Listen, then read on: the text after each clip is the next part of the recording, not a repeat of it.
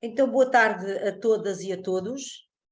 Vamos dar então início ao nosso workshop, foi isso que nos trouxe aqui. Bem-vindos ao workshop Criatividade Problem Solving, enquanto metodologia que contribui para o cumprimento dos objetivos da educação ambiental, o primeiro de um ciclo subordinado ao tema Aliança pela Água. Antes de mais, queria partilhar convosco que sou diretora do CEFAI Levante Algarvio, que é um centro de formação de associação de escolas que serve as escolas de 4 concelhos, Vila Real de Santo António, Castro Marim, Alcoatim e Tavira, mas que neste momento encontro-me, para além da representação do meu CEFAI, dos outros CEFAIs que constituem a rede de CEFAIs do Algarve. Ou seja, o Centro de Formação da Ria Formosa, que é uma associação de escolas dos concelhos de Faro e de Olhão, do Centro de Formação do Litoral à Serra, que serve as escolas dos concelhos de Lolé, São Brás e Alportela, do CEFAI de Albufeira e Silves, que serve, como a designação indica, os 3 concelhos indicados, o CEFAI de Portimão e Monchique, com intervenção nestes 2 concelhos, e, por último, o Centro de Formação Dr. Rui Grácio, que serve as escolas de Lagos, Algesur e Vila do Bispo.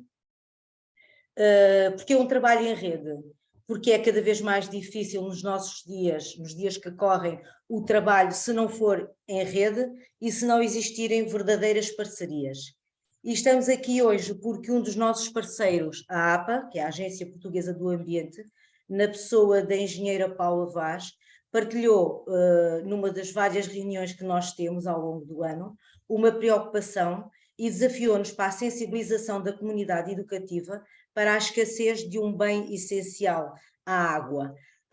Estava-me agora a recordar aqui da última reunião que tivemos com a Paula, em que a Paula dizia-nos que era mesmo urgente, muito, muito urgente, porque enquanto corresse uma pinga d'água nas nossas torneiras, nós íamos sempre pensar que não era um problema emergente, que ainda havia solução e que ainda podíamos atrasar um pouquinho mais. Deste desafio que a APA nos lançou para o repto que nós lançamos à Torrent Center Portugal, foi realmente um ápice. E por isso cá estamos nós, juntos pela Aliança pela Água, para conhecer uma metodologia que contribui para o cumprimento dos objetivos da educação ambiental. Sem mais demoras, passo a palavra ao engenheiro Pedro Coelho, diretor regional da ARH, e da APA. Por favor, Paulo. Obrigado. Muito obrigado. Boa tarde a todos. Um cumprimento especial à professora Celeste na representação dos centros de formação todos do Algarve, que acabou de enumerar, e à Adriana Correia na representação da equipa do Torrent Center Portugal. Desde a primeira hora que nós acolhemos como uma boa ideia de trabalhar desta forma convosco, com os centros, com outras metodologias criativas, e aí tem tido um papel, como muitos de vós já conhecem, decisivo nestas matérias, a Paula Vaz, que é a responsável técnica do voluntariado ambiental, e mais uma vez este projeto a surgir no ciclo e nesse cluster que é o voluntariado ambiental. Neste momento, como já foi descrito pela professora Celeste, nós atravessamos um problema, como vamos também um pouco aprofundar nas primeiras apresentações do dia de hoje, uma situação algo crítica no Algarve. É preciso termos todos consciência o que é que estamos a viver e para onde é que caminhamos, e por isso mesmo consideramos que é essencial uma maior consciencialização das comunidades educativas, mas da população em geral. E obviamente a escola é o veículo muito interessante e prioritário e primordial para fazer esta forma de ver o mundo de outra forma e de apelar à mudança de comportamentos e a uma abordagem diferente na gestão da água. E é nesse contexto que surge o projeto da Aliança pela Água. Queremos exatamente envolver toda a comunidade escolar, toda a comunidade do Algarve em torno desta problemática que é obviamente nacional, mas que tem um cariz regional muito forte face às características especiais que a nossa região tem, e é nesse contexto que queremos trabalhar convosco para produzir projetos muito interessantes e que consigam chegar a vários públicos-alvos, e julgo que esta formação já será um primeiro passo neste trabalhar de metodologias diferentes para um maior envolvimento, e espero que o dia corra bem e consigamos daqui partir para um conjunto de projetos que depois se implantem no terreno e consigamos fazer a diferença no terreno. É isso que eu espero do dia de hoje e dos próximos trabalhos que se desenham conjuntamente convosco. Muito obrigado e até já, que vamos depois começar aqui uma apresentação, mas passo agora a palavra, penso que é a Adriana Correia, não é? Exatamente, Pedro, muito obrigada. Em primeiro lugar, boa tarde a todos e gostava de agradecer em nome de toda a equipa do Torrent Center a vossa presença, agradecer também à Agência Portuguesa do Ambiente, nas pessoas do engenheiro Pedro e da Paula Vaz, ao CFAI do Levante Algarvia, na pessoa da sua diretora a Celeste Sousa e a Cristina também aqui presente, e também aos demais centros de formação parceiros nesta iniciativa, o Centro da Albufeira, Lagoa e Sines, Rui Grácio, Portimão e Monchique, Ria Formosa e também o Centro do Litoral à Serra. E agradecer sobretudo este desafio que nos foi lançado pela APA e por estes centros de formação, em trazermos aqui a criatividade e em específico a metodologia do Creative Problem Solving como uma possibilidade de trabalharmos desde logo, desde muito cedo na escola, nos ambientes de educação em geral, esta problemática da água, da ação climática, ou outras que consideremos que são fundamentais trabalharmos e envolvermos os nossos alunos e jovens com quem trabalhamos desde cedo. E pronto, é isso. Muito obrigada e espero que este workshop seja útil a todos. Obrigada, Adriana, e obrigada, Pedro. Volto a palavra ao Pedro, então, para dar continuidade ao programa, que nos irá, no caso do diretor da APA, o engenheiro Pedro Coelho, como há pouco apresentei, irá deixar-nos um enquadramento sobre a gestão participada de recursos hídricos na região do Algarve e a sua importância para a consecução dos objetivos de desenvolvimento sustentável. Passo então a palavra ao Pedro.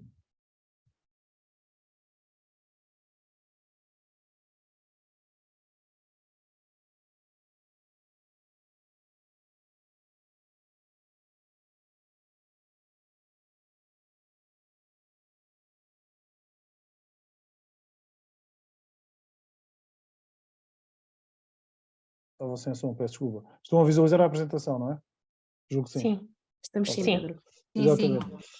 Bom, então, voltando aqui à palavra, para exatamente agora passar deste exatamente agradecimento e de enquadramento, como é que o setor da educação pode se enquadrar nesta gestão participada, para exatamente dar-vos os dados do que é que estamos a fazer na região, qual é o ponto de situação da região e assim poderem trabalhar ao longo da sessão este tema da água. É isso que é o principal objetivo desta primeira apresentação partilhada por mim e pela Paula Vaz.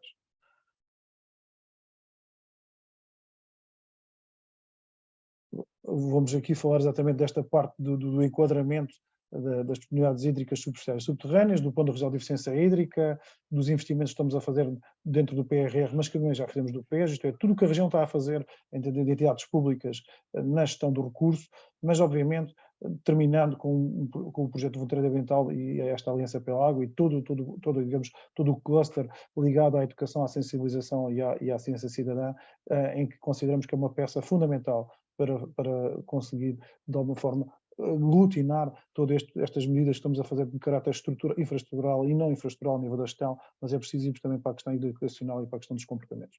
E é isso que depois a Paula vai abordar convosco. Bom, mas começando para percebermos qual é o ponto de situação em termos de disponibilidades. Isto é um gráfico a nível nacional, desde 2015 nós temos sucessivas anomalias ao nível da precipitação, isto é, temos precipitações em Portugal abaixo da média. Nos 6 dos 10 anos mais secos de sempre foram após 2000, onde se destaca obviamente a seca de 2005 e onde se destaca também este último ano hidrológico que terminou agora em outubro de 22, onde foi um ano muito crítico também, e que foi o segundo mais seco desde 1931, não é? E a seguir a seguir a 2004, 2005. Isto é, tivemos na presença de um ano hidrológico muito severo em termos de escassez, em termos de seca, que levou exatamente à escassez. Mas qual é a situação do Algarve? A situação do Algarve é exatamente esta, é uma situação ainda mais grave. Isto é, se eu dizia há pouco que temos anomalias em Portugal a partir de 2015, reparem que aqui estamos em anomalias desde 2011, isto é, temos 10 anos sucessivos de precipitação abaixo da média. Só 2017 é que praticamente equiparou a média. Isto obviamente coloca uma pressão significativa sobre o recurso superficial e sobre o recurso subterrâneo e obviamente tínhamos que reagir numa abordagem diferenciada face às demais regiões, nesta abordagem da gestão da água. Só para dar aqui uma nota, este valor de 22 está aqui, é provisório, mas é o valor com base na estação de Farpas, para fazer aqui uma anomalia da precipitação a nível da região. É preciso fazer aqui uns cálculos com as estações todas, mas o valor vai fechar mais ou menos como está aqui, com uma anomalia de 100 milímetros. Mas a questão, quando fechou o ano hidrológico, em outubro, era mesmo grave. Estávamos, aqui no Algarve, estávamos equiparados à seca de 2004-2005. Isto é, claro que estas chuvas, houve aqui alguma recuperação das chuvas de novembro e dezembro, não significativa, como já vamos ver, como pretendíamos, mas com significado aqui para não tornar a seca mais severa de sempre. Estes são os dados que temos aqui em termos, neste momento, de disponibilidades, isto é, de armazenamento nas albufeiras do Algarve. Temos 204 hectómetros cúbicos armazenados no total das albufeiras, das grandes albufeiras, mas aqui a questão, o que é que significam estes valores? Significa, em primeiro, é ano homólogo, não é? É sempre uma comparação normal que se faz.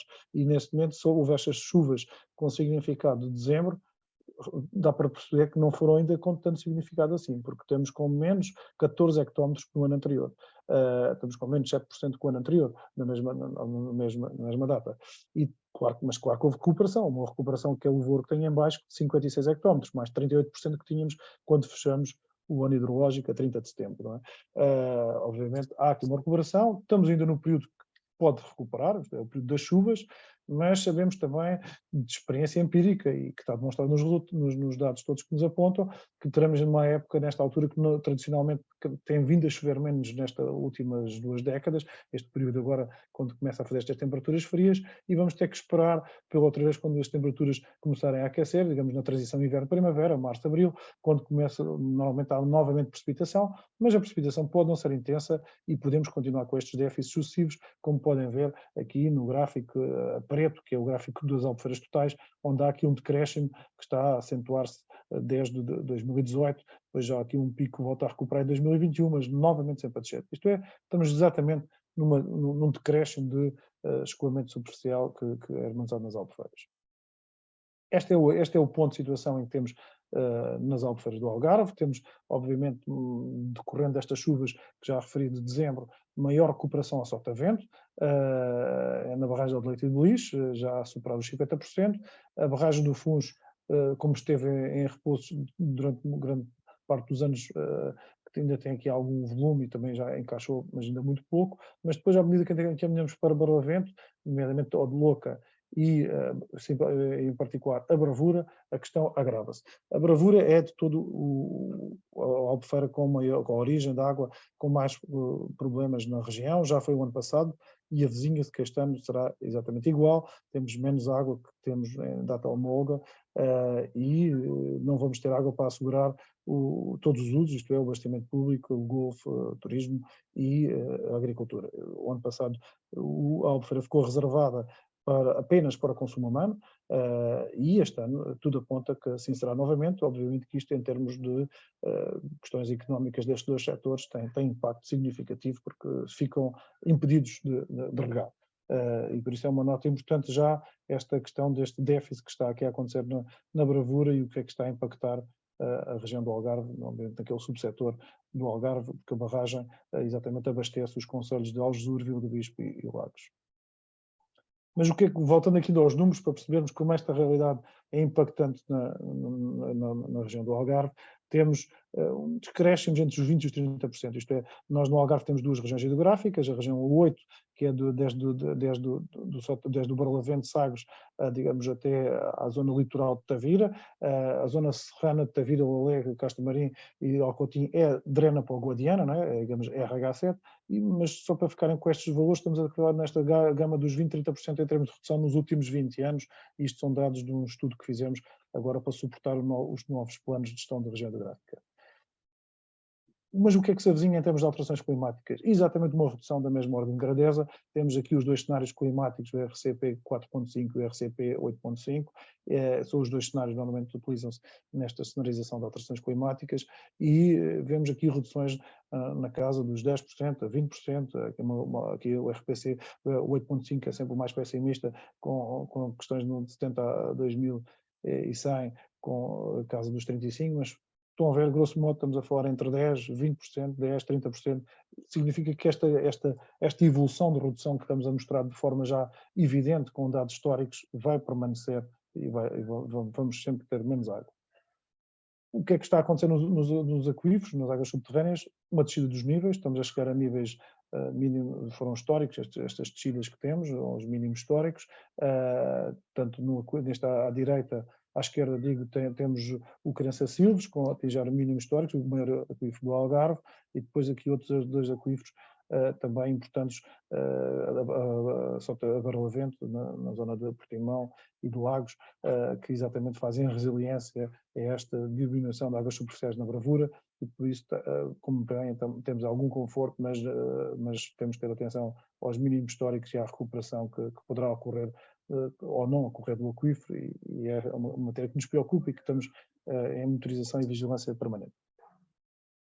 No caso do Sotavento, temos o aquífero da Campina de Faro, subsetor Val do Lobo, mais impactado por estas reduções de disponibilidades, como vem já com cotas negativas, e depois, por sua vez, temos o único aquífero do Algarve que tem um nível muito elevado, e deve-se exatamente a estar situado num perímetro de rega que tem a origem de água superficial, que é o perímetro de rega do Sotavento, que é exatamente este aquífero do Gustavira, antes que os níveis continuam altos, e por isso também vamos fazer uma gestão integrada deste aquífero, fazendo a exploração do mesmo para o perímetro de rega.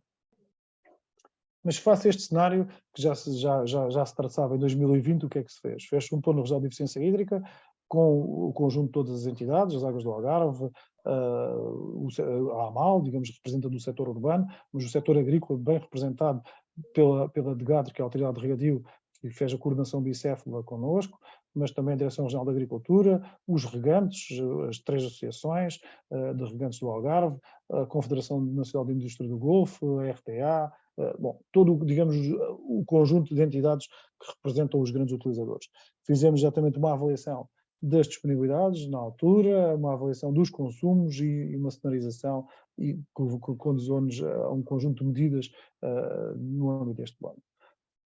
Em primeiro lugar, fechamos exatamente a pressão que tínhamos sobre o recurso, que havia sempre dúvidas de alguns números, ficaram consolidados, temos 134 hectómetros cúbicos, milhões de metros cúbicos consumidos na agricultura, representam 57% aproximadamente do consumo total da região. Depois temos 34% sensivelmente para o abastecimento público e temos 15 hectómetros cúbicos que representam 6,5% para o Golfo e depois uns outros residuais. Neste contexto, fizemos então 53 medidas, que inicialmente orçamentadas em 220, com uma estimativa orçamental de 228 milhões de euros, mas que depois, já na fase de conclusão mesmo do plano, passaram a 278 por um acréscimo de medidas da agricultura em termos de dotação financeira. O maior número de medidas é da agricultura, de seguida do urbano e de seguida do turismo. Mas, concomitantemente, tínhamos que começar já a implementar o plano. Ele foi apresentado e aprovado em setembro de 2020, mas temos que recordar os tempos idos de 2020 difíceis, não é? Estávamos em pandemia desde março, nós fizemos este plano em plena pandemia, usando todas as tecnologias que tínhamos, que na altura agora são vulgares, na altura eram novas. Estas videoconferências foram a nossa ferramenta para exatamente trabalhar em equipa e de forma com todas as instituições, envolvendo todos. Mas tivemos que começar a implementar, e o Plano de Estabilização Económica e Social, que é a primeira resposta de junho de 20 à crise, inscreve 7 medidas de eficiência hídrica para o Algarve, dando-nos uma dotação de 3 milhões de euros para aplicar em 2021. Exatamente isso foi feito, e foi feito em que áreas? Na monitorização e controle ativo de perdas, isto é, conseguir começar a reduzir perdas, mas de uma estratégia ativa, medindo para saber onde agir, isto é, a gestão das ditas fugas de água que todos nós por vezes vemos nas nossas cidades onde vivemos, ou os lugares onde vivemos, mas também na adoção de sistemas de rega urbana inteligentes e eficientes, isto é, que a rega dos espaços verdes fosse feita de forma mais inteligente. Uma das questões que vemos também muitas vezes é, está a chover e está a regar, não é? Os verdes estão a ser regados.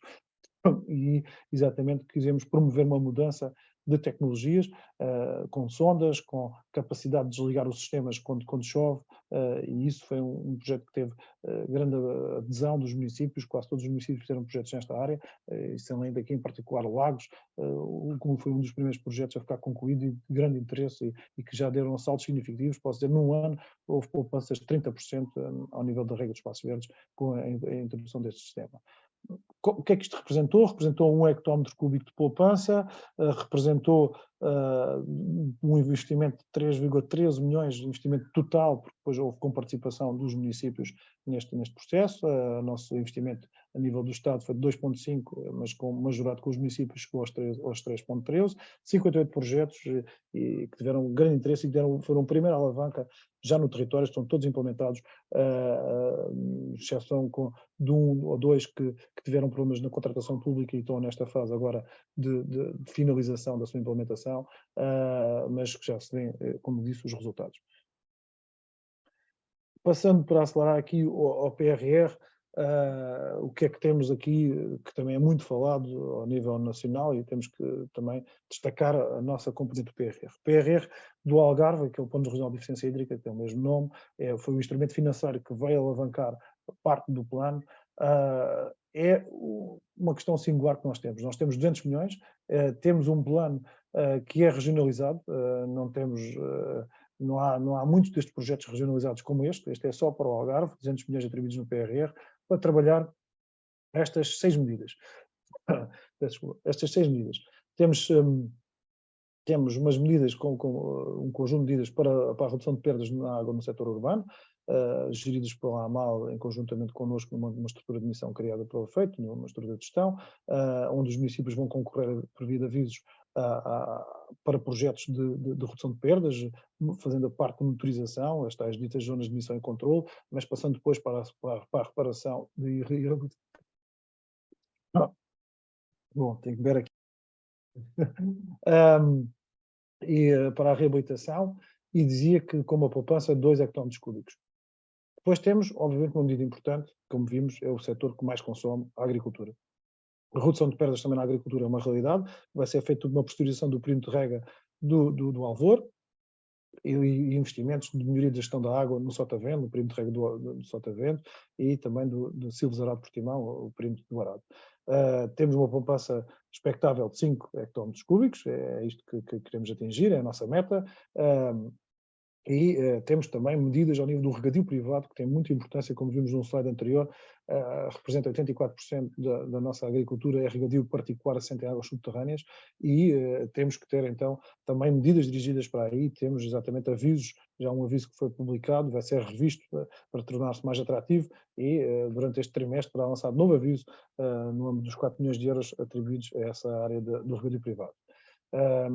Temos o reforço da governança dos recursos hídricos, temos que exatamente monitorizar mais, conhecer mais, monitorizar de forma diferente, com tecnologias de detecção remota, com estudos geofísicos, com um conjunto de uma panóplia de outros instrumentos de nova geração que vamos implementar neste período até 2026. Temos aqui uma das medidas que mais quero destacar aqui, a parte da medida 1 da redução de perdas, que é a redução de água resal tratada. Isto é um salto significativamente no país, é ímpar no país e será obviamente ímpar em Portugal, no Algarve, porque temos uma dotação atribuída para a reutilização de 23 milhões de euros. Nunca Portugal teve uma questão destas, é obviamente concentrada num território, exatamente para promover uma poupança de 8 hectómetros cúbicos. Teremos muita expectativa que levar a bom porto estes projetos para tornar uma realidade a utilização de água resal tratada nos campos de golfe e em algumas zonas agrícolas. Finalmente, temos 2 medidas de resiliência, são exatamente o reforço de ligação Sotavento-Barlavento, no sistema multimunicipal, mas também a captação do volume morto da Albufeira, da Aldoleite, porque ainda temos ali água a partir do qual a torre deixa de captar, e tínhamos de ter meios adicionais de extração para captar o volume que fica para baixo do mínimo de exploração, e já está construído este projeto. É o primeiro do PRR a terminar, estava pronto se fosse necessário utilizar agora em fevereiro, mas temos níveis, como vimos, de 50%, por isso não vai ser necessário entrar em funcionamento. Temos a construção da nova captação no Guadiana, muito se fala da questão do Pomarão. Finalmente, a desalinizadora, que essa é a que mais passa pela comunicação social, que é a nova origem, mas dito que estas duas medidas são medidas de resiliência, são medidas para assegurar maior interanualidade na disponibilidade, maior garantia hídrica para o abastecimento público, que é essencial, para termos segurança no abastecimento público. E, para fechar, e passar aqui a palavra à Paula, só dizer que esta foi exatamente aqui a distribuição dos investimentos da reutilização, obviamente entre Lagoa e a Quinta do Lago, são zonas com grandes utilizadores do turismo, do Golfo em particular, e é aqui que apostamos a fazer a primeira introdução de água residual de forma massiva na disponibilização a estes campos de Golfo, para que esta realidade seja efetiva no final do período. Paula?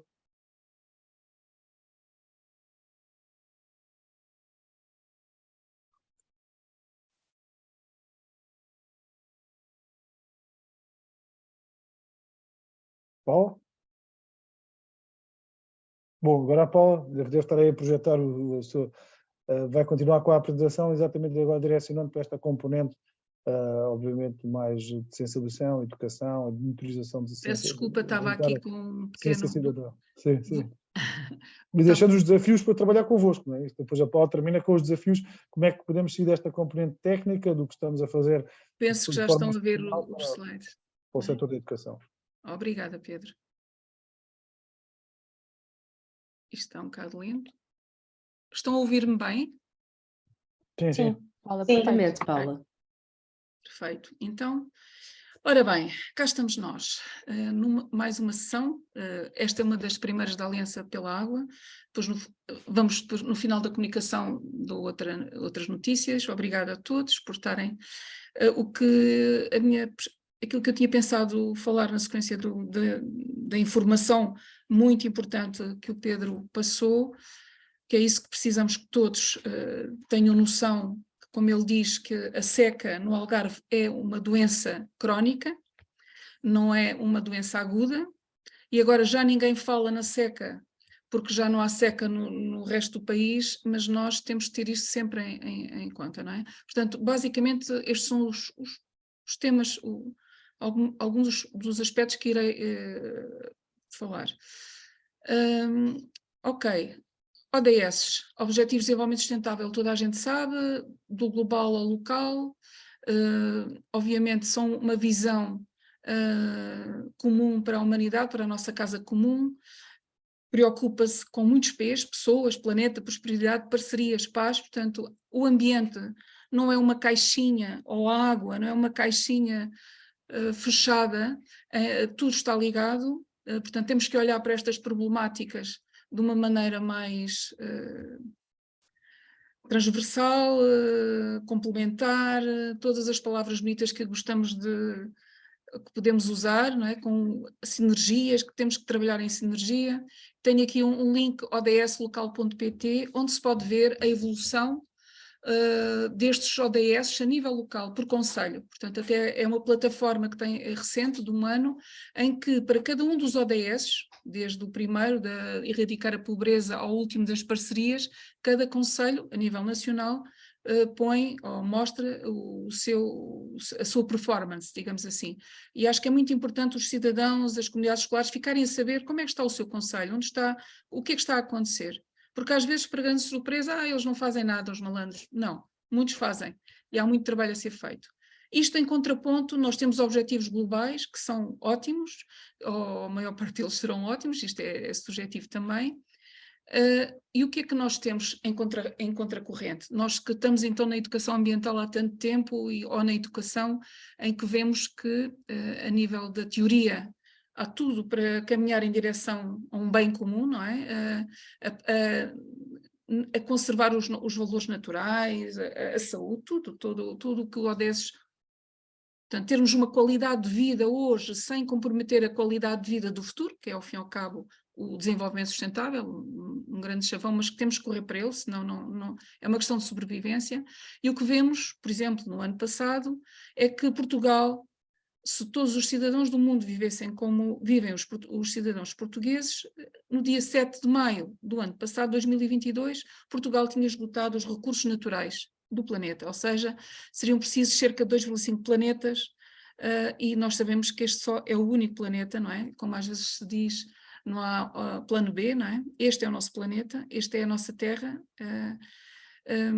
e também isto resulta, tenho aqui neste slide, alguma injustiça global, que é, globalmente, 28 de julho foi o dia da sobrecarga da Terra, que é assim que é uma data criada para alertar para este problema global, que é, há um grande consumo de recursos de uma maneira desenfreada e que estamos a pôr em causa a própria sobrevivência da espécie, não é? Já nem digo do planeta, porque isso, o planeta vai continuar. Está aqui uma definição de pegada ecológica que tem, pretende precisamente mostrar isso, e como veem, eu digo sempre isto, por exemplo, se fosse a Arábia Saudita, se todos vivêssemos como os da Arábia Saudita, esgotávamos nos primeiros dias do ano, se calhar agora em fevereiro já estarão a esgotar os recursos de 2023, mas se fossem como a Jamaica, se vivêssemos como cidadãos da Jamaica, aqui no ano de 2022 eles esgotariam os recursos no final do ano, em dezembro. Portanto, isto também reflete, claro que não queremos nem 8 nem 80, não é? Mas se calhar temos que repensar a nossa maneira de viver. Isto só em termos de reflexão. E também um desafio. Eu esqueci-me de dizer, mas aqui atrás, o grande impacto dos portugueses nesta pegada ecológica tem a ver com as questões do transporte, usamos muito o carro, e também na alimentação. O consumo de carne tem vindo a aumentar e isso tem um impacto grande neste cálculo desta pegada. Não vou esmiuçar como é que isso se calcula, mas deixo o desafio aos presentes para irem até ao site da APRH, mas há outros, e calcular a sua pegada hídrica e ficarem surpreendidos com a pegada hídrica do hambúrguer, que é 2.400 litros, porque 1 quilo de bifes, gasta 16.000 litros de água. Peço só um segundo, porque tenho aqui um problema. Mica! Não. Bom, ok.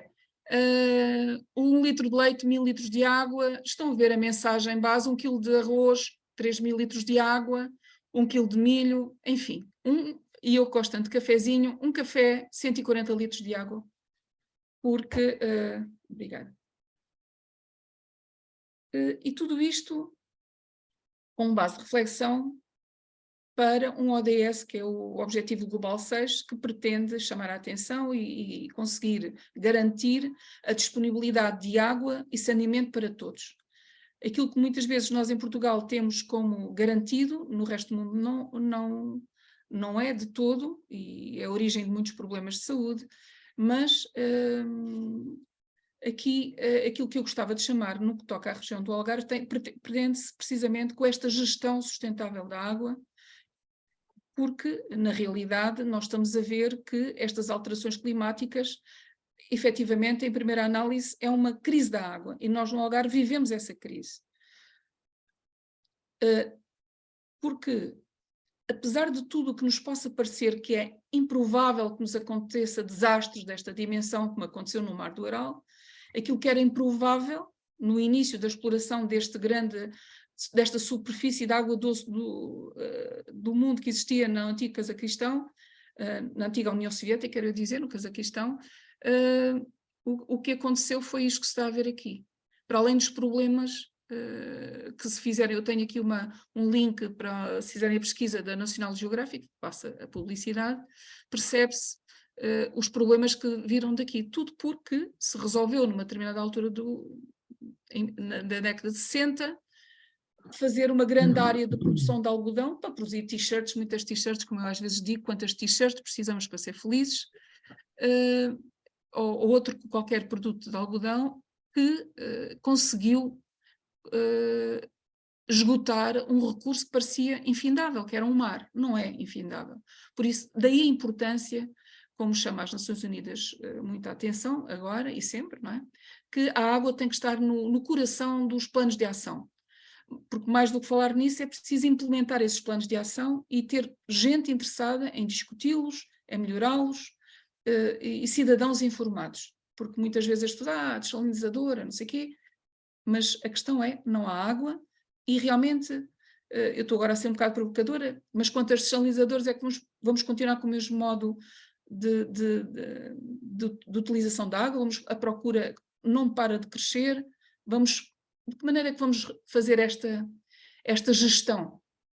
Este é um aspecto da barragem da Bravura. Em setembro estava já numa zona, como veem, o aspecto é desolador, não é? E continua mal. Portanto, a água é essencial para a vida, obviamente, não é? Mas é também um recurso estratégico. E enquanto recurso estratégico, nós temos que perceber na região, nós, cidadãos do Algarve, nós, entidades públicas, claro, nós, empresários, nós, agricultores, de que maneira é que nós podemos fazer o melhor possível, de maneira a termos prosperidade, claro, não é? Mas que prosperidade é essa? E qualidade de vida, sem pôr em causa o recurso natural, que depois é tirar, matar a galinha dos ovos de ouro, não é? Porque sem água não temos hipótese, seremos migrantes das alterações climáticas num futuro não muito longínquo. E não estou a ser extremista, é mesmo, vendo os dados dá para perceber isso. E tenho aqui aqueles gráficos, às vezes eu quando vou falar com os jovens, apresento-lhes esta garrafa, e 2020 não foi um ano excepcionalmente úmido, não é? Foi um ano até seco, se bem me lembro. E o que se prevê em termos de cenários para 2040 e 2070 é proporcionalmente, obviamente isto é uma aproximação, nos cenários é uma coisa assim. E 2040 não está assim tão longe, e 2070 também não. Eu já não estarei cá, possivelmente, mas os nossos jovens estão, e eles ficam com a consciência, porque isto é a tendência, como se viu pelos números. Mas passar a mensagem aos jovens de uma maneira assim, mais, sem números, também é importante. E, obviamente, nós temos que perceber o que é que queremos para a nossa região, não é? Portanto, estas alterações climáticas e o nosso modo de vida está a empurrar-nos para decisões cada vez mais cruciais. Eu tinha aqui um vídeo, mas eu até vou pedir que os colegas do Torrens ponham online, que é o aquametragem. Muitos de vocês já conhecem, por isso não vou, se calhar, apresentar, ou mais à frente, se for necessário, apresentamos, para se perceber o ciclo urbano da água. Portanto, é um filme que foi premiado nas Nações Unidas, inclusive, e que mostra este ciclo. Podemos depois, à frente, falar sobre ele. Pois aquilo que eu vos vinha hoje desafiar, não é? E chamar a atenção, e quase todos, muitos professores que eu já vi que estão aqui, já temos falado nisto vezes sem conta, é que realmente, para estes desafios na região do Algarve, que já foram elencados o facto de o aquífero estar em sobreexploração, que a seca é estrutural, que já não vamos ter a quantidade de água disponível que tivemos no passado, mas que isso também implica uma degradação da qualidade da água. Não é só ter água, é ter em qualidade, boa qualidade de água, que permita um tratamento menos exigente, portanto. E temos aqui umas letras em letra, aumento da procura. Continuamos desenfreadamente a ter procura, não é? Porque quanto há mais interesse, a região é muito agradável, tem sempre, o sol brilha, há praias lindas, portanto, continuamos a fazer muitos projetos que implicam, implicam o consumo de água intensivo, não é? E o que nós temos é, na região, ainda por cima, portanto, este agravamento da frequência e intensidade de secas e cheias. Aqui aparecem a Ribeira de Quarteira, é sempre esta ponte de Paderne, esta aqui junto ao Castelo de Paderne, é uma figura que usamos muito. Isto tudo para vos dizer o quê? Portanto, que realmente a situação no Algarve não é fácil, que temos que perceber a nível local de que maneira podemos resolver as situações localmente, não é? E também evitar situações como estas que aqui estão, que é a despedrega de áreas permeáveis em que os recursos subterrâneos estão a sofrer, não é? Aqui é o aquífero Crensilvas, quando se faz grandes áreas de agricultura intensiva, possivelmente, não vou dizer, mas o que é que acontece é impermeabilizar esta zona, e as águas subterrâneas são essenciais, sempre foram na região. Por isso em causa, não é só não chover, é pôr em causa ainda esse recurso que não evapora tão facilmente como a água que está nas barragens, que sempre foi usado no Algarve, não é? Mas que pomos em risco, se não conseguimos sequer e depois promover a recarga desses aquíferos. Obviamente que há um outro problema, e para isso é importante a gestão participada dos recursos, ou seja, as pessoas não se podem, os cidadãos ou não podem ou não deveriam omitir-se em relação às questões cruciais da sobrevivência, da sua própria sobrevivência, que muitas vezes parece que não está, não parece ser exposta em causa. Outro grande problema tem a ver com a perda da biodiversidade, e estas coisas estão ligadas. Quando se faz, e amanhã é o Dia Mundial das Zonas Úmidas, portanto nós trabalhamos muito, nós na APA trabalhamos muito ao nível dos ecossistemas aquáticos, quer na água doce, quer na água salgada. Uma das coisas que fazemos para melhorar a qualidade da água de uma ribeira, por exemplo, é substituir as espécies exóticas invasoras por plantas autóctones, ou tentar fazer com que a galeria ripícola tenha qualidade para acolher as nossas espécies autóctones, porque na realidade temos na região muitos desertos de biodiversidade, quando há um canavial intenso, e isto requer o quê? Que a nível regional se entenda que tipo de trabalho se deve fazer nestas ribeiras, não é? Porque há coisas que nós no voluntariado ambiental e com as escolas até fazemos, mas há outras que implica a própria administração estar envolvida e ter meios mais pesados. Podem não agradar a toda a gente, mas temos que perceber de que maneira é que temos de evoluir. Porque, obviamente, uma ribeira, como por exemplo a Ribeira de Aldelete, que começa em Lolé, passa por 5 concelhos até chegar ao seu destino, ou antes até à barragem de Aldelete, e que está cheia de invasoras, obviamente que a qualidade que lá chega não é a mesma. A quantidade de água que lá chega também não é a mesma. Em África, já se faz o quê? Já se remove exóticas invasoras de ribeiras para se ter água. Não sei se estão a ver a questão. Estas coisas estão todas ligadas. Bom, ok. Então, eu acho que o grande desafio na região, para além de aumentar a resiliência das origens da água, que estão a ser tratadas, portanto, há muito que está a ser feito na região, por várias entidades, por particulares também, mais interessados, menos interessados, é a gestão participada dos recursos hídricos. Faz falta a comunidade escolar e os cidadãos do Algarve, e quem nos visita, perceber que esta é uma região especialíssima, que é linda, maravilhosa, mas para continuarmos a usufruir dela, temos que perceber de que maneira é que usamos este recurso essencial. E por isso é essencial as parcerias. E por isso eu tenho aqui o ODS 17, Parcerias para o Desenvolvimento. E temos a felicidade na região de ter um projeto que tem promovido nos últimos 10 anos muito desta comunicação entre pares e muito trabalho com autarquias, com escolas, com associações, com todos os que tenham interesse, e são todos mesmo. E isso é muito importante. E também as pessoas perceberem que a região do Algarve, nós só estamos aqui a fazer na falta de água, mas temos problemas de erosão, temos que aqui neste slide ficou, que já é um slide que eu há algum tempo tenho, portanto, nós temos que preparar a sociedade para essa adaptação a novas realidades. Porque elas estão aí, temos mesmo que resolvê-las. E por isso é necessária a aliança pela água, não é? De estarmos todos juntos, pode parecer assim simplista, mas sem essa postura não conseguimos alcançar aquilo que pretendemos, que é ter água para as nossas atividades, não é? E então, aquilo que eu partilho aqui também é o facto de nós, no âmbito desse projeto de voluntariado, passa a publicidade, mas não é publicidade da APA. Este projeto não existiria sem os parceiros que nós temos. E exemplo disso é, por exemplo, peço desculpa pelo pleonasmo, no última Seiva tivemos 63 parceiros, e nem sequer estão aqui todos, porque houve uns que aderiram já muito no final. Mas tivemos nos 16 concelhos, com 10 seminários, 19 ações de voluntariado, 21 visitas pedagógicas, 7 exposições, um acampamento de voluntariado ambiental. isso não seria possível sem um grande esforço a nível regional. Portanto, penso que muitos estão já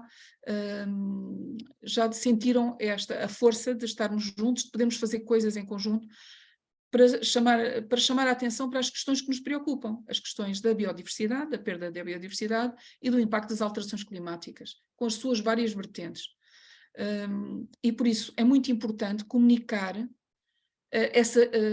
com metas, como o engenheiro Pedro que tinha metas, portanto é importante perceber o que é que nós queremos alcançar, e por isso é muito importante perceber também, já agora, antes que conclua, a SEIVA, a Semana de Educação e Iniciativas de Voluntariado Ambiental para 2023, vai acontecer de 14 a 22 de outubro. As escolas depois podem concorrer, eu espero, em julho deste ano, antes do final do ano escolar acabar, no final do ano, já ter um programa para que as escolas depois possam tentar, junto às suas autarquias e de outros parceiros, ficarem, portanto, terem meios de se locomoverem para os sítios onde vamos fazer as ações. Bom, mas o que eu queria dizer, comunicar com metas. É muito importante, eu vou saltar aqui este slide, isto aqui são outros aspectos que o voluntariado faz. Uma das coisas importantíssimas é levar as comunidades escolares, as famílias, as famílias foi num festival em Lolé, em Alte, em que levamos as famílias a conhecer as nossas ribeiras e perceber que está cheia de vida. Muitas delas estão secas, mas quando têm água conseguem recuperar os ecossistemas. Aqui ao lado temos o 7º ERBA, um encontro regional de voluntariado ambiental para a água, que fazemos dentro de escolas, em que trabalhamos as temáticas dos ODS. Mas aquilo que eu queria dizer mesmo era isto, é que nós, para comunicar a eficiência hídrica, nós temos que perceber primeiro o que é que cada escola está a consumir em termos de água, se há perdas de água, se há uma boa manutenção dos seus equipamentos, dos seus equipamentos e das condutas, de tudo, se o aquecimento nas casas de banho está a funcionar, porque se há perdas, se não está a funcionar, gasta-se mais água do que seria desejável. Por isso, nós lançamos um concurso de eficiência hídrica já no ano 2020-2021, e que está ainda em fase, algumas delas, de implementação, para grande porque tem sofrido alguns atrasos a nível de financiamento, mas tem prémios. Portanto, se tudo correr bem, para o próximo ano escolar havemos de fazer novo concurso, em que o que se pede às escolas é o que é que as escolas precisam para promover a eficiência hídrica na escola, porque queremos que as escolas sejam laboratório de boas práticas, não só ao nível do comportamento, daquilo que já se faz há tantos anos, mas também ao nível infraestrutural. Portanto, é preciso trabalhar, e esses concursos só é possível concorrer conjuntamente com a autarquia, de maneira a que se promova precisamente esta relação forte, mas para isso é preciso saber qual é o consumo das escolas. E temos detectado que algumas delas já se conseguiram identificar perdas, perdas que já foram, entretanto, arranjadas, não é? Portanto, isso é das coisas mais importantes que eu vos queria passar. Ok, então nós temos parcerias com Rede Move, que é a promoção de outras redes em que trabalhamos basicamente com jovens, em vez de ser fora da comunidade escolar, e há um projeto, mas este com comunidades também, que é o Lixarte, em que nós somos parceiros, que surgiu pura e simplesmente na sequência de uma campanha de limpeza em Faro, e que a colega da Europa Direta Algarve, a Ana Paula, e uma artista resolveram propor às escolas que tinham feito essa recolha transformar o lixo em arte, fazer umas tapeçarias. E este projeto está a ser alavancado de uma maneira espantosa. E este ano, o tema que as escolas vão usar precisamente para chamar a atenção para a questão da água é precisamente esse, é a Aliança pela Água. Portanto, tudo o que eles recolherem, e vão-se fazer exposições e destes trabalhos, e já são muitos mais escolas do que no início, em que o tema é Aliança pela Água. Portanto, nós precisamos que todos passem a palavra, que todos comuniquem a urgência de levar isto muito a sério. E queria-vos dizer que esteve prevista para começar agora durante este mês de fevereiro um ciclo de ação de curta duração, Aliança pela Água, que vai ser feita só no início do próximo ano escolar. Setembro, outubro, nós depois faremos, mas que vão ter 6 sessões presenciais, associando a cada um dos centros de formação da Associação de Escolas, por exemplo, de Lagos, do Portimão, da Albufeira, o de Lolé, o Faro Olhão, portanto, de cada um deles sabem que tem associado vários conselhos, mas em cada uma destas sessões presenciais, os conselhos e as escolas que estiverem associados a cada centro de formação serão convidados a participar presencialmente, com outro formato, está bem? Mais interativo. E depois ainda iremos ter 2 sessões online, de maneira a que seja possível a participação de todos os que entenderem. Vai ser uma com a ADN, sobre a eficiência hídrica, e outro numa perspectiva também criativa. Eu acho que já estou a alongar-me um bocado mais, não sei. Penso... Está sim, Paula, um bocadinho. Já acabei. De repente pensei no tempo e avancei. Peço desculpa por isso. Qualquer coisa, estamos aqui para esclarecer. Não sei se... Obrigada. Pois quero agradecer ao engenheiro Pedro Coelho e à engenheira Paula Vaz pela partilha das preocupações, mas também das soluções técnicas e a abordagem pedagógica que a Paula Vaz tão bem faz junto das nossas escolas há longos anos. Passava então a palavra à Torrance Center Portugal, à Adriana Correia e à Margarida Cardoso, que nos vão trazer aqui uma metodologia, a Creative Problem Solving, enquanto metodologia pedagógica e a sua aplicação em contexto de aprendizagens para o cumprimento dos objetivos da educação ambiental.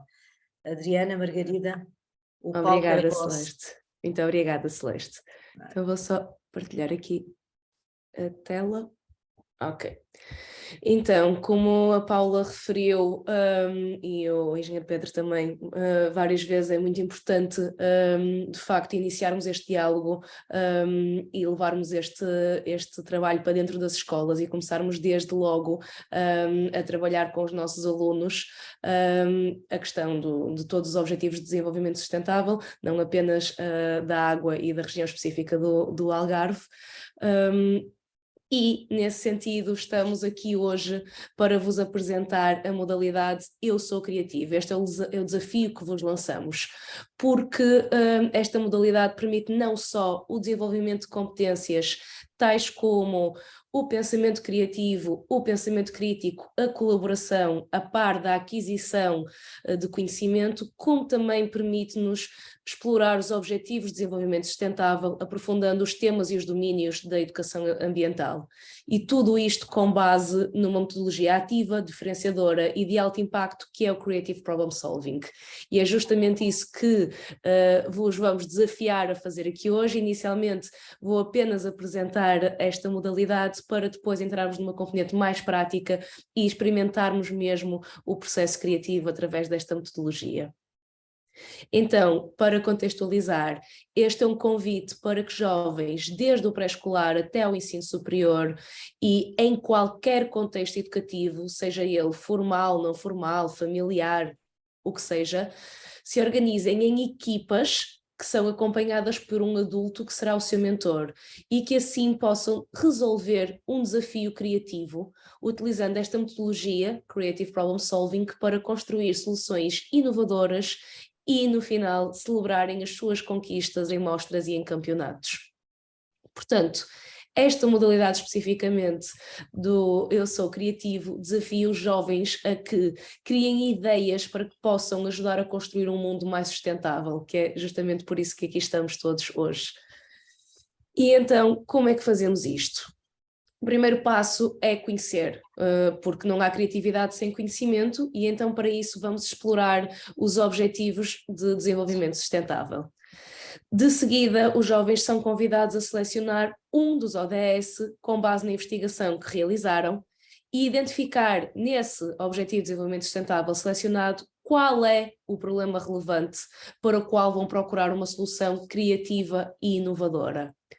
Após isto, vão criar uma proposta de solução que, por final, vão comunicar através de um vídeo criativo. Vão comunicar o quê? Vão comunicar a sua ação e o seu processo criativo ao longo destas 5 etapas. E para fazer tudo isto, vamos basear-nos justamente nesta metodologia, que é o Creative Problem Solving, que, como referi há pouco, é uma metodologia ativa e de alto impacto, que estrutura o processo criativo em etapas concretas, com objetivos definidos, com estratégias, com ferramentas para cada uma delas. E não vou alongar para já muito aqui na metodologia, porque já vamos ter a oportunidade de a experimentar, e então queria explicar aqui, antes de entrarmos nos detalhes da experimentação desta metodologia, focar aqueles que são alguns dos aspectos relevantes e diferenciadores face a outras metodologias de trabalho de projeto. Primeiramente, o foco na transformação de problemas em oportunidades, pois permite-nos reconfigurar os problemas em desafios, identificar soluções e orientar a nossa ação. E depois, por se basear na utilização de ferramentas e técnicas que orientam todo o processo criativo, etapa a etapa, de forma envolvente e colaborativa, no processo da autonomia dos nossos alunos e dos jovens com quem trabalhamos. E para percebermos o porquê do impacto desta metodologia, precisamos de reconhecer que todos nós temos potencial criativo. E mais do que isso, este potencial pode e deve ser desenvolvido, e que as suas competências podem ser aprendidas e aprimoradas, desenvolvido em nós mesmos e desenvolvido com os jovens com quem trabalhamos. E também que a capacidade de criar soluções criativas é promotora da qualidade de vida de forma transversal, seja na nossa vida pessoal, académica ou profissional. E o grande fator diferenciador desta metodologia, do Creative Problem Solving, é que é como conduzir um carro. Ao conduzir, nós nunca usamos o pedal do travão e do acelerador em simultâneo. Para sabermos conduzir, temos que saber quando é que devemos utilizar cada um deles. Ora, quando estamos perante um problema, a nossa abordagem deve ser precisamente a mesma. Queremos encontrar o equilíbrio entre os momentos de divergência, em que deixamos o pensamento criativo fluir na busca de várias ideias e possibilidades, e os momentos de convergência, em que usamos o pensamento analítico, o pensamento crítico para a tomada de decisão. E o Creative Problem Solving baseia-se justamente nesta conjugação harmoniosa entre o pensamento divergente e o pensamento convergente. E então, neste convite à participação para esta modalidade, é claro que temos noção que para implementar esta metodologia necessitamos de conhecimento, necessitamos de apoio e de ferramentas. Por isso mesmo, ao participar no Eu Sou Criativo, tem acesso a documentos orientadores para que, mesmo que seja a primeira vez que estão a trabalhar com uma metodologia deste género, estejam apoiados ao longo de todo o processo. Terão então acesso a um guia com vários desafios instantâneos, que são atividades de curta duração, de 5 a 10 minutos genericamente, que com recurso a muito poucos ou nenhuns materiais, desenvolvem aqueles que são chamados os 5 Cs da criatividade: a colaboração, a criatividade, o pensamento crítico, a comunicação e o conhecimento. Estas são atividades divertidas que funcionam como pequenos aquecimentos criativos para começarmos a treinar estas competências. Terão também acesso ao desafio temático para colocar em prática o processo criativo. Este é o desafio que vamos propor aos nossos alunos e que detalha aquelas 5 etapas que apresentei no início, que vão desde conhecer os objetivos de desenvolvimento sustentável até a comunicação da nossa ação no vídeo. E por fim, terão também acesso ao Toolkit Criatividade, que é o documento orientador para a implementação do Creative Problem Solving. E este documento está dividido em 3 secções.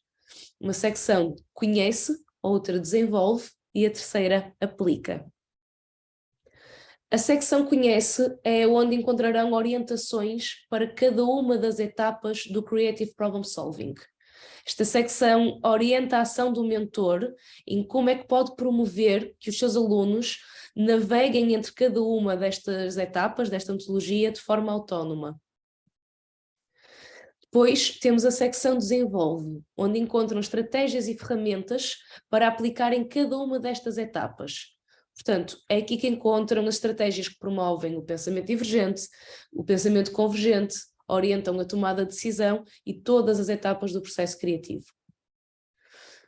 Por fim, temos a secção Aplica, em que os jovens são convidados a registar todo o seu processo criativo. Este é um sistematizador do processo criativo, onde a cada etapa do Creative Problem Solving, os jovens vão realizar este registro para que possam revisitar, recuar, consolidar, para poder avançar neste processo.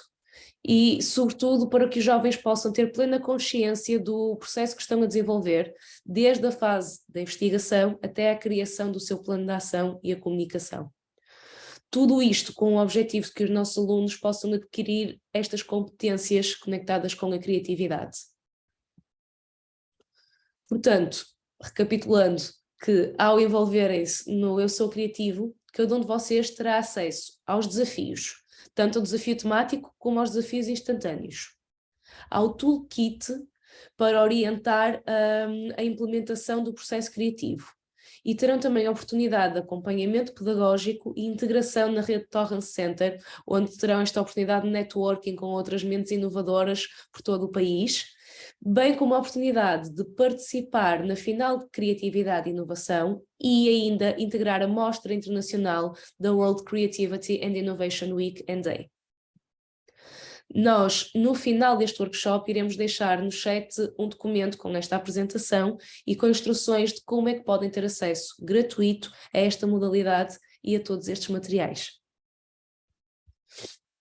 Portanto, como prometemos, nós vamos deixar no chat um documento em que vão ter acesso justamente a este slide, com o passo a passo de como podem ter acesso gratuito a esta modalidade Eu Sou Criativo, em que tem aqueles materiais que nós mostramos no início, desde o desafio, ao toolkit que vos acompanha em cada uma destas etapas, ao gerador de ideias que utilizamos aqui, aos 5 Is, à tabela de tomada de decisão, todas essas ferramentas estão lá, portanto, vão ao nosso site, acedem à área reservada, criam uma conta e depois é uma compra online a custo zero. Portanto, vão à loja, selecionam esta modalidade que é gratuita, adicionam ao carrinho de compras e a partir desse momento passam a ter acesso. A Margarida estará agora a deixar no chat este documento que nas páginas finais tem exatamente este slide com as instruções de como poderão ter acesso.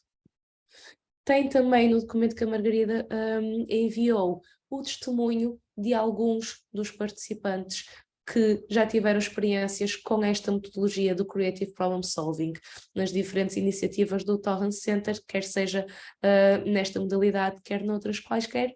Temos testemunhos de mentores, de professores, agentes educativos, técnicos municipais, psicólogos, diretores, criativos também, de crianças e jovens, desde pequeninos no pré-escolar até alunos do ensino superior, e de parceiros nossos que, se quiserem, tiverem curiosidade de assistir a testemunho de participantes. E pronto, vou interromper a partilha. Vocês terão também nesse documento os nossos contactos, todos os contactos do Torrance Center. Qualquer dúvida que tenham, estamos à completa disposição e reservamos agora aqui uns minutinhos finais para colocarem dúvidas, falarem do que quiserem, do que ouvimos aqui esta tarde, quer da intervenção inicial da APA, do engenheiro Pedro e da Paula, quer do processo criativo, de que forma é que veem que isto pode fazer sentido nas vossas práticas pedagógicas, nos vossos contextos educativos. Gostávamos agora de ouvir-vos um bocadinho. Adriana, se me permites,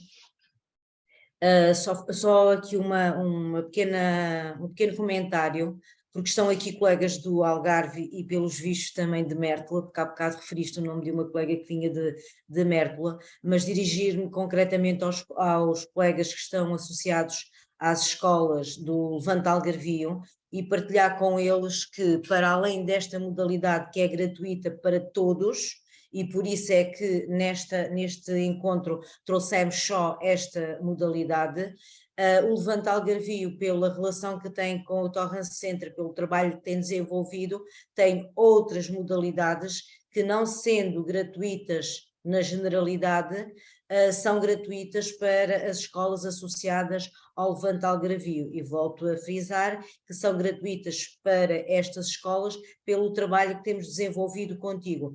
Portanto, tendo em conta que estão aqui colegas das escolas associadas ao Levante Algarvio, se tiverem interesse em explorar, depois de explorarem também o vosso site, se tiverem curiosidade, se quiserem ter conhecimento das outras modalidades, pois poderão contactar-te ou contactar-me para que eu possa partilhar também a informação que tenho das outras modalidades.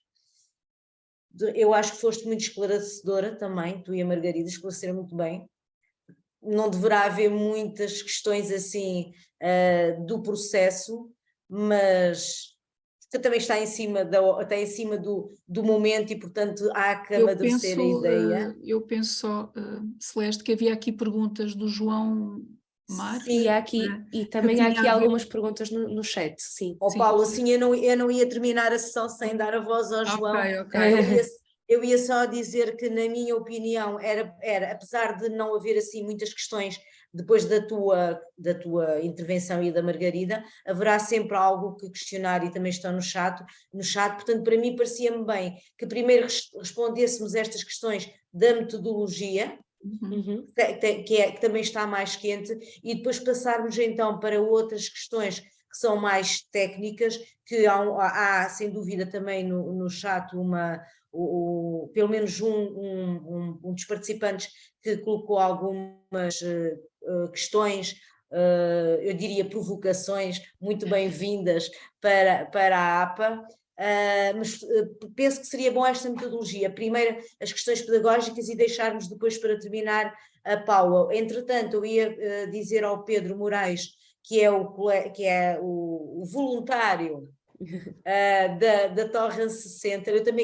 Paulo, eu também queria ter muitos voluntários aqui no centro de formação, ainda que tenha uma Cristina Silveira e uma Cristina Cerotti e mais uma outra administrativa, uma colega administrativa, dava sempre jeito, um voluntário com estes conhecimentos todos. Mas Pedro, ia-te se calhar, não sei, mas parecia-me boa ideia que começássemos a colocar o questionário que tem a ver com a avaliação da própria... Já o tenho, Pedro, eu já o tenho aqui, não é preciso. Pronto. Eu já o tinha colado aqui. Pronto, já o colocaste no chat?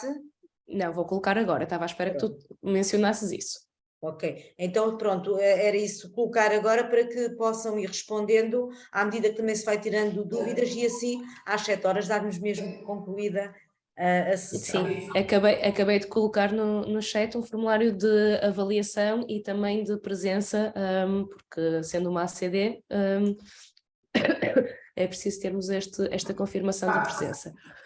Relativamente ao chat, Adriana, deixa-me só dar a nota. Eu penso que eventualmente todas já terão sido respondidas. Há uma questão, tirando naturalmente as questões mais ligadas à ecologia, mas sobre a metodologia gostava apenas de fazer uma chamada de atenção. O problema relevante é sempre formulado e ajuda-nos sempre que seja formulado em motivo de pergunta. E, portanto, o problema relevante, a etapa 2 do nosso processo criativo, deve ser sempre formulado e fazermos mesmo questão de colocar sempre o ponto de interrogação. A pergunta é: de que modo é que eu posso fazer X? Com que objetivo? Esta é a única nota dos exemplos que foram aparecendo, tanto para critérios como para o problema relevante, como para soluções, todos muito razoáveis, é talvez a nota que gostávamos de deixar.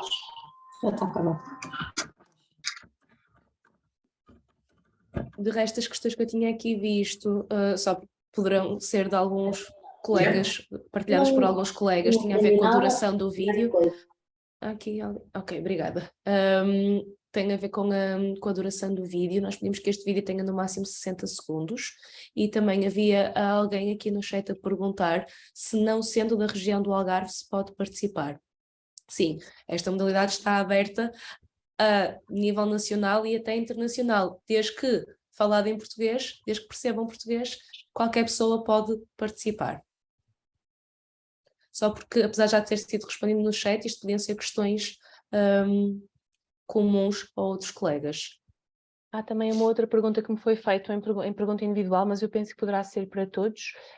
A Paula referiu um concurso que existem outras iniciativas nas escolas, nos municípios, eventualmente. Da nossa parte, não há restrição nenhuma que utilizem o nosso processo, temos todo o gosto, e acho que esse é um dos objetivos, que utilizem este processo para outros projetos em que estão envolvidos, outros concursos, que eventualmente o vídeo que venham a fazer para a modalidade Eu Sou Criativo venha a ser utilizado noutras dinâmicas. É isso mesmo que queremos, é que esta metodologia seja útil para os projetos que têm, para as coisas que já estão a desenvolver também. Obrigada, Margarida. Tinha a ver com o concurso Água Jovem e um dos temas são dentro destas áreas e uma das maneiras de poderem concorrer são vídeos. E pareceu-nos que seria, pronto, atendendo à situação nas escolas com tantas solicitações, que poderia ser útil poderem usar isto para outros fins, nós também. Muito bem, eu penso que o engenheiro Pedro Coelho já está aí, ele disse-me que já estava presente, eu ainda não o consegui ver, porque há aqui umas provocações. Em relação à metodologia, eu tenho que vos dizer, já sabia um bocadinho, mas sempre associei a criatividade a muito pouco foco, não é? Ou seja, foco, mas não com estas metodologias que é quase de engenharia, que é aquilo que nós usamos, critérios concretos, não é? E então isto até me faz assim um bocado de impressão, tenho que confessar, na altura não sei se estão a ver, portanto se calhar... É um dos grandes mitos associados à criatividade, não é? Exatamente, portanto uma pessoa criativa não será uma pessoa à partida, não é? Que são mais... mas isto mostra que não é? Quando queremos resolver um problema, e eu estou... O equacionamento tem que ser... Eu queria aproveitar, estou a ver aqui a professora Ana Tarroeira, que já não via há muito, muito tempo, e outros professores que aqui estão, que trabalham habitualmente, e que é de uma criatividade imensa com os miúdos mais pequenos, e que eu já lhe tinha perdido o foco, muito gosto em vê-la, está bem? Entre outras que estão aqui, muitas que eu conheço, agradecer-vos. Olha, o prazer é mútuo. Não resisti agora quando havia... E vou inscrever os alunos este ano também, naquele concurso. Boa, Vou aproveitar, sim. Olha, obrigada. Nada, obrigada eu. Mas Paula, o Pedro já está, já está assim. Eu acho que seria, se calhar, passar-lhe a palavra, não é? É isso, acho que sim. Porque aqui há as provocações, é mais para o diretor regional, eu acho. Mas são muito bem-vindas, João. Claro eu acho que são muito bem-vindas. Muito bem. Então, Celeste, que ali as tuas, que sabes bem onde é que elas estão, para o Pedro responder. O Pedro, pois eu tenho... elas estão por aí no bate-papo, eu registrei... Eu posso ver, é do João Mar, não sei se sim. É sim, muito João Marques. Mas também do qual... Está às escuras, João, tem que pôr aí uma luz. Estou. Tem que estar. Ah, é? João, se calhar mais facilmente eu podia estar aqui a ler as questões que retirei para depois poder o engenheiro Pedro poder responder, mas se calhar tu mais rapidamente... Sim, eu tentei dar amplitude aqui a esta problemática porque realmente há a tendência, como se verificou, não sendo errada, há a tendência de reduzir a questão a consumos, a previsões de precipitação, portanto, a questões globais relacionadas com as alterações climáticas. Mas é preciso ir ao terreno e perceber o país e o contexto social, económico, político e nessa vertente. Eu tenho 25 anos de terreno e posso dizer que há causas profundas desta terrível situação que recorrentemente atravessamos. Não somos propriamente um país para se queixar continuamente, quer de secas, quer de inundações, e é isso que assistimos. Portanto, temos que ir ao fundo do iceberg e ser exaustivos e ser realmente abrangentes e corajosos na análise, e acho que para a educação, para transmissão e comunicação daquilo que é a realidade toda, convém realmente falarmos em todos os fatores. E a empregabilidade de uma importante componente da ciência, da técnica, e uma profissão realmente mal percepcionada, como é a geologia e em particular a hidrogeologia, é de facto uma causa profunda e que está na raiz destes problemas. E portanto não é toda uma provocação, é apenas uma constatação. Infelizmente assisto a essa razão, não queria tê-la, mas basta olhar em redor para vermos que é a realidade. É isso. Ok. Tenho dito. Eu não sei se eu percebo. Pedro, estás aí? Pedro, senão eu respondo também.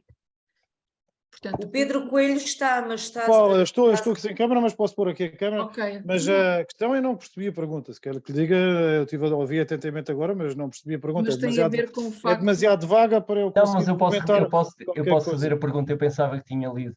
A pergunta ou a questão que lancei é a ausência de hidrogeólogos do panorama nacional. Portanto, administrações, autarquias, nomeadamente. Podemos até falar no processo de licenciamento de água subterrânea, que é de todo irregular, nem sequer é rigoroso. As pessoas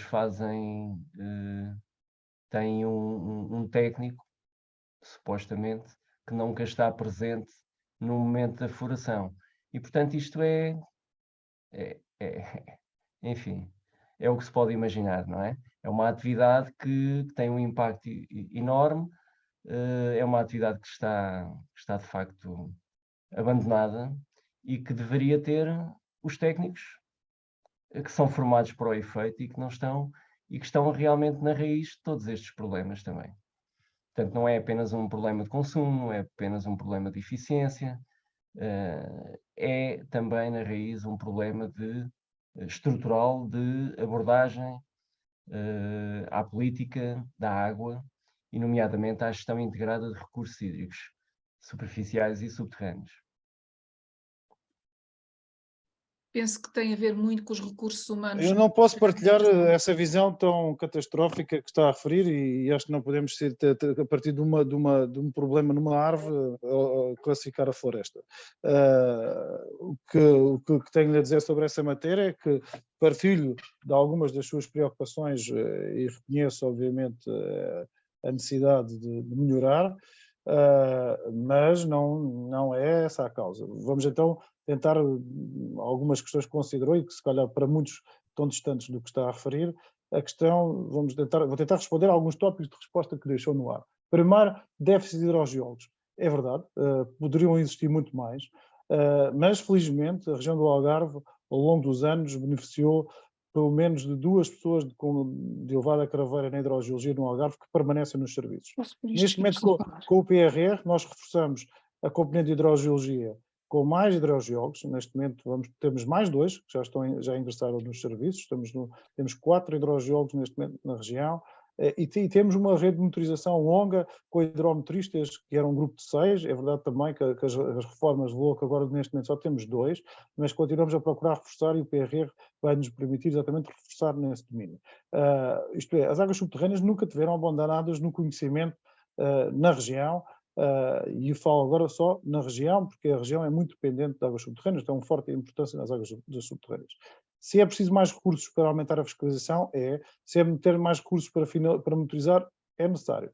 Por isso, no PRR também temos essa oportunidade agora de fazer mais equipas de fiscalização, usar tecnologias de detecção remota para fazer análise do uso do solo, com este reforço, já lhe disse, de fiscalização de pessoas a nível técnico superiores também, acompanhar as empresas de sondagens, porque é efetivamente também um problema que existe ao nível do que referiu. Há muitas limitações técnicas nas empresas de sondagem, muitas vezes não fazendo bem a execução dos furos e, acima de tudo, reportando muito mal o que fazem ao nível dos relatórios de hidrogeologia, de geotécnicos, geológicos, e isso existe, essa questão existe, tem que ser melhorada. Bom, toda essa questão que referiu da componente de hidrogeologia, partilho, que nunca foi abandonada no Algarve, isso não sei se partilha ou não, mas não foi abandonada no Algarve, que tem que ser reforçada sim e que vai ser reforçada, nomeadamente até com estudos geofísicos, vamos fazer, até pela primeira vez, vamos fazer um estudo geofísico com recurso a helicóptero a nível nacional, para ter o Algarve todo mapeado com estudos geofísicos, também mais um investimento do PRR.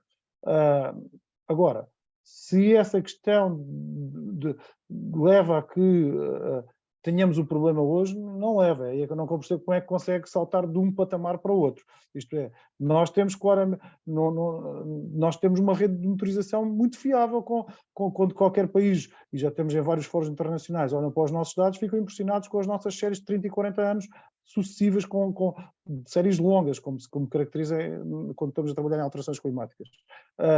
E por isso temos muita fiabilidade no conhecimento que temos, sem prejuízo, queremos mais porque precisamos conhecer mais, como já referi. Agora, com base no conhecimento que temos muita fiabilidade para dizer que o recurso está neste momento, não é abundante, é um recurso com algumas reservas de utilização. Por isso, há pouco, quando fiz aquela descrição, termos aqui muito pressionados e que o déficit de precipitação e que depois, por vezes, em algumas zonas críticas, há alguma degradação das zonas de recarga, nomeadamente por despedregas ou por artificialização, leva a que haja menos recarga e leva a que haja menos recurso hídrico subterrâneo disponível, isso é um facto, né? E nós conseguimos demonstrá-lo com os números. Não é a presença de mais hidrogeólogos ou menos hidrogeólogos que iria mudar esta questão de existir água. Por isso é que não consigo perceber quando caracteriza um problema que partilhe totalmente, e estou-lhe a dar agora o que é que estamos a tentar fazer para melhorar, mas saltar porque essa é a razão do problema da escassez no Algarve. E não o acompanho, porque temos claramente escassez nas origens superficiais, estamos com esta pressão nas origens subterrâneas, e pronto, não consigo acompanhá-lo e fazer ganhos mais comentários. O que posso só dizer é que há uma matéria também sensível, é que as águas subterrâneas são particulares, não são águas públicas, e isso é toda a construção do edifício legislativo, coloca sérias reservas no processo de licenciamento também, e se as águas fossem públicas, tivessem outra abordagem, tudo seria mais fácil, mas isso é uma questão de gênese constitucional, que depois verte-se para o Código Civil e para a legislação específica da água. É uma matéria que sinalizamos, este governo já percebeu, especialmente neste contexto de alterações climáticas, esta particularidade pode mudar toda a forma de estruturar a gestão das águas subterrâneas, mas obviamente é uma matéria constitucional, vamos perceber se tem a força da sociedade para entrar nesta revisão constitucional que agora poderá haver nesta legislatura, não sabemos sim, mas pelo menos o nosso Ministério está ao corrente e está com convicção que esta matéria tem que ser discutida publicamente, a questão das águas subterrâneas passarem a ser públicas. É o que lhe posso dizer sobre esta matéria. Não sei, se quiser algum esclarecimento adicional, estou disponível para fazer. Que me permite só os números que aponta, 4 neste momento, acho que falam por si, não é? O que são 4 pessoas de hidrogeologia para o Algarve inteiro. Mas eu tenho um conhecimento do país, de vários pontos do país, posso lhe dizer da Madeira, posso lhe dizer daqui da Beira Baixa. Por exemplo, na Madeira não tem um único hidrogeólogo a trabalhar. Só para termos uma ideia da proporção que estamos a falar. As autarquias deviam ter, conheço casos específicos até onde trabalhei, em que os recursos subterrâneos, aqui na Serra da Estrela, por exemplo, são completamente omitidos em detrimento das fontes e da justificação para se construírem mais barragens. Portanto, é um país onde realmente a aposta, como disse, até por uma questão legal, e sim, concordo plenamente, o edifício legal permite todo este tipo de abusos. Não limitaria ou não reduziria a questão aos hidrogeólogos, mas à geologia no geral. Faz falta no ordenamento do território, faz falta na proteção civil, e todas estas questões se cruzam e realmente estão na origem também da escassez de água. Claro que o problema da procura no Algarve, por exemplo, a questão da hotelaria, dos campos de golfe, da agricultura, tudo isso teria que ser articulado com o profissional do planeta, que é o geólogo. E era nesse sentido que eu estava a falar de forma mais genérica, para realmente trazer uma questão que não é falada e que existe uma fraca percepção, seja no setor escolar, seja na sociedade em geral. E era esta a ideia-chave que eu queria trazer e acho relevante. Obrigado. Obrigado, João. Eu também acho que é relevante e desde a primeira hora digo que bem-aja por ter trazido à discussão essa questão. Creio que a questão que também coloca não tem exclusivamente a ver com o Algarve, mas é de âmbito nacional. O engenheiro Pedro Coelho procurou dar resposta enquanto diretor. Também pareceu-me que tinha ficado não satisfeito com as soluções, mas satisfeito com a resposta ou com a opinião do engenheiro Pedro. Por isso, e atendendo à hora, se não houver assim nada de muito urgente para partilhar, ou quer por parte da APA, Pedro e Paula, ou da Adriana e da Margarida, que representam o Torrance, daria por concluída a sessão. De qualquer forma, mesmo em cima da hora, se alguém ainda tiver algo para dizer... Deixe-me só dar uma nota Celeste. final desta questão, e não entrarmos em diálogo, mas só que era questões, duas palavras que sintetizam aqui este debate que tivemos aqui entre os hidrogeólogos. Todas as formações, a água é uma abordagem multidisciplinar. Temos de ter hidrogeólogos, como temos de ter engenheiros do ambiente, como temos de ter engenheiros de recursos geológicos, como temos de ter várias componentes. Os hidrogeólogos para o Algarve são muito importantes, para o país também, mas o Algarve tem uma como vimos, tem uma grande dependência de águas subterrâneas, especialmente para a agricultura. Por isso não há aqui nenhuma questão de menosprezar, até que lhe disse que o PRR tem uma grande fatia de dinheiro para apostar na hidrogeologia e no aumento de conhecimento. Então estamos aqui em desacordo. Agora, só lhe queria dizer uma coisa quando referiu da questão do 4, é que nós temos um problema na administração pública grave, e que nos momentos que se discutem atuais é bom colocá-los. Nós temos déficit de recursos, e temos déficit em toda a carreira de progressão, de tratabilidade na carreira da administração pública, regime geral. E essa questão, por isso 4, quando se coloca 4 é pouco, é verdade, mas na realidade que temos que pensar exatamente como estamos a relativizar esta situação, e isso não deixa de partilhar também o que penso, isto é, nós precisamos de mais recursos na administração para conseguir vencer os novos desafios. A administração não está gorda, isto é, está magríssima. Com essa questão das gorduras, já lá vai o tempo, se algum tempo existiu. E isso é visível na gestão do dia-a-dia. Concordo, obrigado. Bom, Obrigado. então, uma boa tarde da minha parte, agradeço também, não é, a todos, e vi aqui muitas caras conhecidas, só um grande abraço para todos da minha parte. Fiquem bem. Então daríamos por terminada a sessão. Sei que alguém chamou por mim, portanto, Adriana, Margarida, as duas não têm autorização para sair. Vais usar a nossa sala.